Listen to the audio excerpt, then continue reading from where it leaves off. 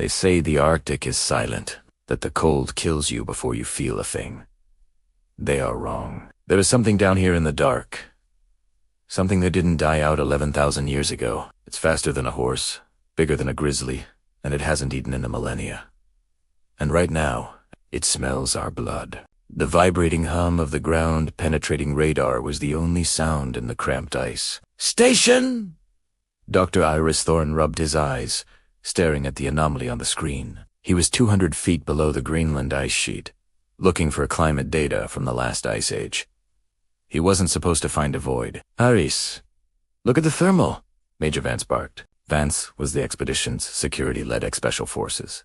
Zero imagination. The temperature spikes 40 degrees, just 10 meters down. It's a pocket. "It's a geothermal vent," Iris corrected, adjusting his glasses. "A hollow cavern heated by the Earth's core, preserved under the ice." "Let's drill," said Rook, their equipment tech, a kid barely out of college. The drill bit screamed as it hit the ice floor. Suddenly, the floor didn't just crack, it vanished. The vibration triggered a collapse. The station tilted. Iris felt weightlessness as the floor gave way, sending the entire container sliding into the dark. They fell 4 seconds that felt like hours. The crash was deafening. Metal groaned. Glass shattered. Iris woke up hanging upside down, his harness cutting into his chest. The air smelled wrong. It didn't smell like sterile ice. It smelled like wet fur, musk, and old blood. They scrambled out of the wreckage. They weren't in a cave. They were in a valley. The ice sheet formed a translucent ceiling miles above. Bought down air geysers misted the air, creating a humid, foggy forest of pale, white lichen and twisted ancient pine trees. "GPS is dead," Vance said, checking his rifle. "We need to climb back up to the breach," Shiaris hissed.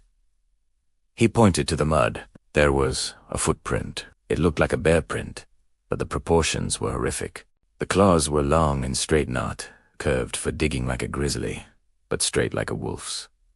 For running, it's a polar bear, Rook whispered, terrified. "No," Eris said, his face draining of color.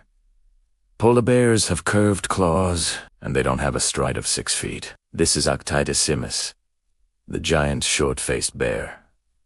It's the most powerful mammalian carnivore to ever walk the earth." Then, from the mist, a twig snapped. It sounded like a gunshot. Chapter 2. The apex predator Vance raised his rifle, scanning the ghostly white trees. "It's extinct, Doc. Stop trying to scare the kid. This whole ecosystem is extinct." Eris countered, "But here we are. We need to move. That animal is a cursorial predator. It doesn't ambush. It runs its prey down." They moved through the fog, the humidity soaking their cold-weather gear. The silence of the valley was heavy. Iris explained that the short-faced bear was built like a hyena but the size of a truck. It could run 40 miles per hour. It was a bone crusher. They reached a ridge overlooking a stream. Rook stopped. "Hey, look. Is that?" "A deer." Down by the water, a massive elk was drinking, but it looked different, larger, with wider antlers. Suddenly, the fog swirled. A shadow detached itself from the trees. It was immense. Standing on all fours, its shoulder height was nearly 6 feet taller than a man. It moved with a terrifying, loping grace. The elk bolted. But the beast didn't crouch. It exploded forward. The speed was impossible for something that size. In 3 seconds, it closed the gap. It didn't bite the elk's neck. It slammed a massive paw into the elk's spine. The crack echoed up the canyon. The beast stood up on its hind legs then, towering 12 feet tall, and let out a roar that vibrated in Eris's chest cavities. "Run," Vance whispered. "Don't look back. Just run." They bolted toward a cluster of rocks. The sound of tearing meat faded behind them, but Eris knew it wouldn't be long. That bear wasn't just hungry, it was territorial, and they were new intruders in a world that had ruled alone for 10,000 years. Rook tripped, slicing his hand on a sharp rock. I'm okay, he stammered, wrapping it. Ari smelled the copper temps of fresh blood. Rook. Rook, the scent. A low growl emanated from behind them. Not from the kill site, but from the ridge they had just left. It had circled them. Chapter 3. The Chase. The bear stood atop the ridge. Its snout was short and broad, designed for maximum bite force. It sniffed the air, locking onto Rook. Go, Vance screamed, opening fire. Bang! Bang! Bang! The bullets hit the bear's thick hide, puffing out tufts of fur. It didn't even flinch. It just got angry. It dropped to all fours and charged. The ground shook as the 2,000-pound monster thundered toward them. Aris sprinted, lungs burning. They weren't running on snow. They were running on slippery Moscoverde rocks. Make for the crevasse. Ares pointed to a narrow split in the canyon wall. They dove into the crack in the rock just as a massive paw swiped the air where Rook's head had been a second ago. The claws sparked against the stone. They squeezed deeper into the fissure. The bear couldn't fit. It roared in frustration, jamming its massive head into the opening. Its eyes were milky blue, ancient and cruel. Hot, rancid breath blasted over them. It snapped its jaws a sound like two bricks smashing together. It can't get us, Rook panted, clutching his bleeding hand. It doesn't have to, Ari said, shining his light up. The fissure was a dead end. It just has to wait. The bear stopped roaring. It started digging. Massive chunks of rock flew backward. It was widening the entrance. We need a new exit, Vance said, looking up. Can we climb? It's slippery shale, Aris said, but we have no choice. As they began to scramble up the chimney of the rock, the bear changed tactics. It stopped digging. Silence returned. Did it leave? Rook asked. No, Aris whispered. It's smart. It's going to the top to cut us off. Chapter 4. The killbox. They emerged from the top of the fissure onto a flat plateau of ice and rock. They were exposed. The extraction point, Vance pointed. The drill shaft. I can see the cable dangling. It was 500 yards across open ground. The cable from their crashed container was hanging down from the ice ceiling above, swinging slightly. If they could reach it, the winch at the surface might still work. They started running. 300 yards. 200 yards. We're gonna make it, Rook.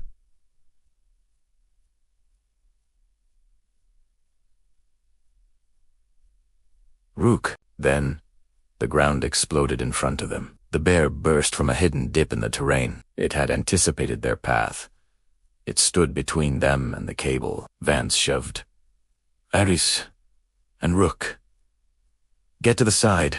Vance pulled a flare gun from his vest. He fired.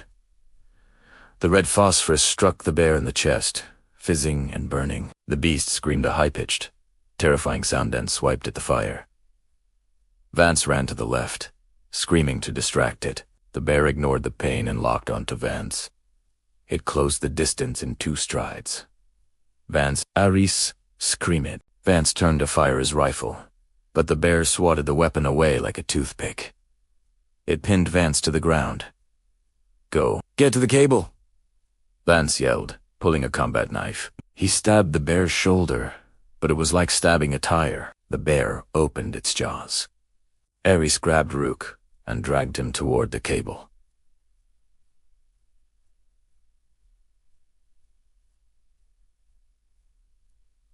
He couldn't save Vance. He heard the crunch. He didn't look back. They reached the dangling steel cable. Ares clipped his harness on. Rook! Clip in!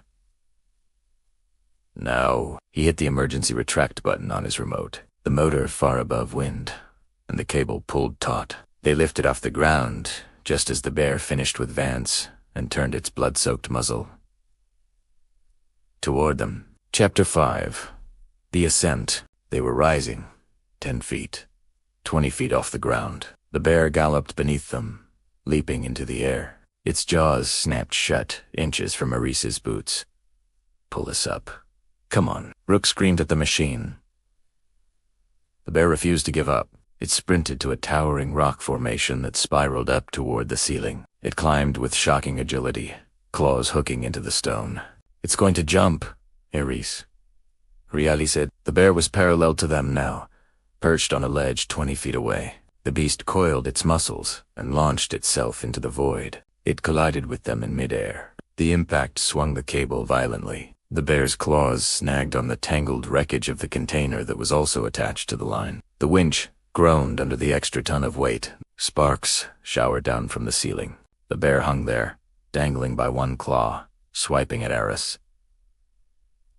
Ares kicked at the beast's face, his boot connecting with the wet nose. The bear roared, shaking the cable. The line is gonna snap, Rook yelled. Ares looked at the bear. He looked at the fraying steel cable. He saw a loose fuel canister from the wreckage caught in the net right next to the bear's head. Rook, the flare gun. You still have yours. Rook fumbled with trembling hands and pulled out his emergency flare. Shoot! The tank. Rook fired. The flare hit the canister. Boom. The explosion was blinding. The force blew the bear off the wreckage. The beast flailed in the air, falling backward. It fell silently, plummeting hundreds of feet back down into the misty, prehistoric jungle. Ares watched it disappear into the fog. A distant thud echoed seconds later. The winch groaned and continued to pull them up through the ice hole, back to the freezing, sterile, safe world of the Arctic surface. As they lay on the snow, shivering under the real sun, Ares looked down at the dark hole in the ice. Seal it, Ares whispered. Blow the entrance. Seal it. Oh, because he knew the fall hadn't killed it. The ice demon was still down there, and it would remember them.